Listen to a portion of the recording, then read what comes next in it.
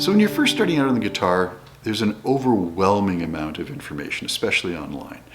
And figuring out what you absolutely need to know is probably the biggest challenge, and then you got to practice it, of course. And so what we're going to do is just grab one key signature, that's the key of G, and all that means is there's 8 notes that we're going to talk about with respect to G key signature. The first G note is right here, and that goes A, B, C, D, E, F sharp, G. Now a lot of folks don't want to learn the notes, so we can just do this from a counting position. 1, 2, 3, 4, 5, 6, 7, 8.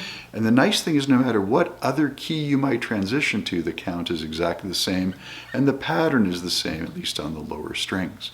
And so once we have that, we're in a perfect position to learn which chords we care about.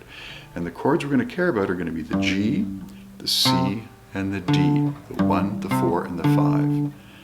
A G chord, a C chord, and a D chord. Practicing those alone are going to give you an incredible leg up and let you get your hand dexterity and appreciation for the fretboard working for you so you're playing guitar quite quickly.